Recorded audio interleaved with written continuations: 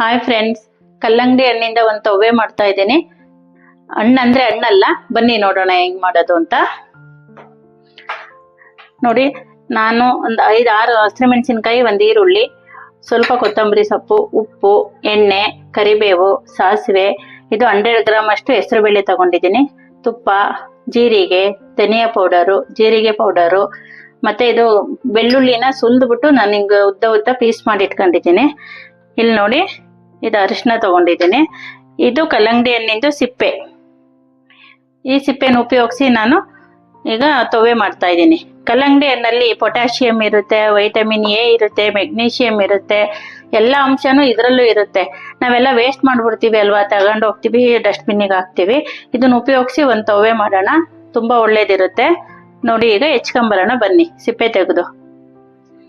ನೋಡಿ, ಈ ಮೇಲಿನ ಸಿಪ್ಪೆನ ಪೀಲರ್ ಸಹಾಯದಿಂದ ಅಥವಾ ಚಾಕಿನ ಸಹಾಯದಿಂದ ಈ ತರ ತೆಗಿಯೋಣ. ಈ ಗ್ರೀನ್ ಕಲರ್ ಸಿಪ್ಪೆ ಏನಿದೆ ಇದನ್ನೆಲ್ಲ ತೆಗಿಯೋಣ.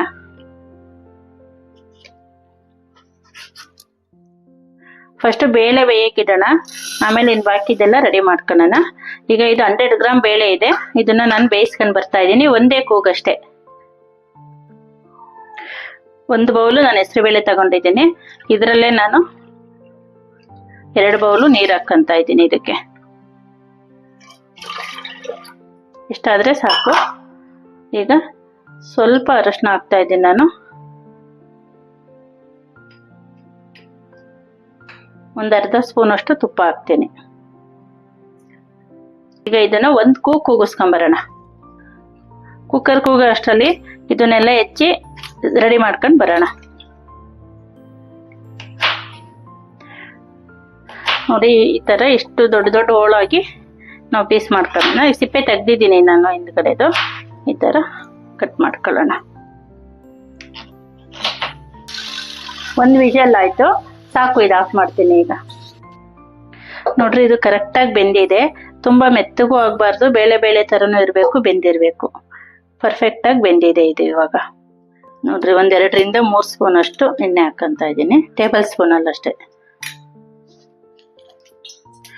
ಸಾಸಿವೆ ಹಾಕೊಳ್ಳೋಣ. ಒಂದು ಅರ್ಧ ಸ್ಪೂನ್ ಅಷ್ಟು ಜೀರಿಗೆ ಹಾಕೊಂಡೆ. ಬೆಳ್ಳುಳ್ಳಿನ ಸಿಪ್ಪೆ ತೆಗೆದು ಉದ್ದುದ್ದ ಹೆಚ್ಚಿಟ್ಕೊಂಡಿರೋ ಅಂಥದ್ದು ಬೆಳ್ಳುಳ್ಳಿ ಹಾಕಿದೆ. ಒಂದು 30 ಸೆಕೆಂಡ್ ಆಗಲಿ. ಈರುಳ್ಳಿ ಜೊತೆಗೆಲ್ಲ ಬೆಳ್ಳುಳ್ಳಿ ಮೆತ್ತಗೆ ಹಾಕೋದೇ ಇಲ್ಲ, ಚೆನ್ನಾಗಿ ಅನ್ಸಲ್ಲ ಫ್ಲೇವರು. ಈ ಥರ ಒಂದು 30 ಸೆಕೆಂಡ್ ಬಾಡಿಸ್ಕೊಂಡ್ರೆ ಫ್ಲೇವರ್ ಚೆನ್ನಾಗಿರುತ್ತೆ ಬೆಳ್ಳುಳ್ಳಿದು. ಈಗ ಕರಿಬೇವು ಹಾಕ್ತಾ ಇದ್ದೀನಿ. ಈಗ ಹಸಿರು ಮೆಣಸಿನ್ಕಾಯಿ ಹಾಕ್ತಾ ಇದ್ದೀನಿ. ನಾನು ನನ್ನ ಖಾರಕ್ಕೆ 6 ಮೆಣಸಿನ್ಕಾಯಿ ತಗೊಂಡಿದ್ದೀನಿ. ನಿಮಗೆ ಜಾಸ್ತಿ ಬೇಕಂದ್ರೆ ಇನ್ನೂ 2 ಜಾಸ್ತಿ ಹಾಕೊಳ್ಳಿ, ಅಥವಾ ಕಡಿಮೆ ಬೇಕು ಅಂದ್ರೆ 2 ಕಡಿಮೆನೂ ಮಾಡ್ಕೋಬಹುದು. ಇಷ್ಟು ಖಾರ ಮೀಡಿಯಮ್ ಆಗಿ ಸಾಕಾಗುತ್ತೆ, ಮೀಡಿಯಮ್ ಇರುತ್ತೆ ಈ ಖಾರ. ಈಗ ಈರುಳ್ಳಿ ಹಾಕಂತ ಇದ್ದೀನಿ.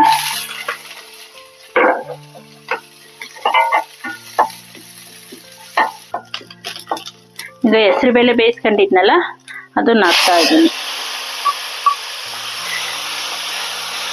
ಚೂರು ಇದನ್ನ ತೊಳೆದು ನೀರು ಹಾಕ್ತೀನಿ.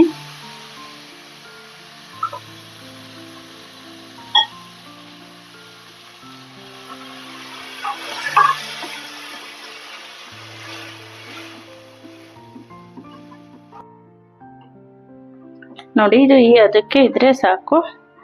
ಅಕಸ್ಮಾತ್ ಬೇಕಂದ್ರೆ ಇನ್ನು ಸ್ವಲ್ಪ ನೀರು ಬೇಕಾದ್ರೆ ಆಡ್ ಮಾಡ್ಕೋಬಹುದು ನಾವು. ಈಗ ಇದು ಸ್ವಲ್ಪ ಕುದಿಯಕ್ಕೆ ಸ್ಟಾರ್ಟ್ ಆಯ್ತು. ಇವಾಗ ನಾನು ಇದು ಹೋಳು ಇದೆಯಲ್ಲ ಕಲ್ಲಂಗಡಿ ಹಣ್ಣಿಂದು, ಅದನ್ನ ಇದರಲ್ಲಿ ಸೇರಿಸ್ಕೊಂತ ಇದ್ದೀನಿ. ಕಲ್ಲಂಗಡಿ ಹಣ್ಣಿಂದು ಹೋಳು.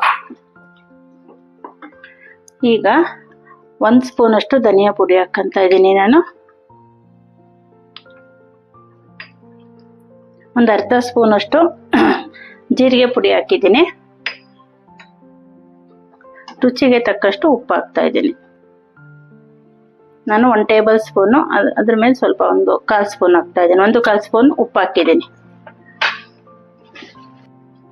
ನೋಡಿ, 1-2 ನಿಮಿಷ ಇದು ಬಾಯಿ ಮುಚ್ಚಿ ಮೀಡಿಯಂ ಊರಿನಲ್ಲಿ ಬೇಯಕ್ಕೆ ಬಿಡೋಣ. 2 to 3 ಮಿನಿಟ್ಸ್ ಸಾಕಷ್ಟೆ. ನೋಡಿ, ಇದು ಇವಾಗ ನಾನು 5ರಿಂದ 6 ನಿಮಿಷ ಬೇಯಿಸೋ ಅಷ್ಟರಲ್ಲಿ ನೀಟಾಗಿ ಬೆಂದಿದೆ. ಈಗ ಇದಕ್ಕೆ ಇವಾಗ ಬೇಕಾದ್ರೆ ಟೇಸ್ಟ್ ಮಾಡಿ ನೀವು ಉಪ್ಪು ಬೇಕಾದರೆ ಹಾಕೋಬೋದು. ಸ್ವಲ್ಪ ಕೊತ್ತಂಬರಿ ಹಾಕ್ತಾಯಿದ್ದೀನಿ. ಹೆಚ್ಚಿ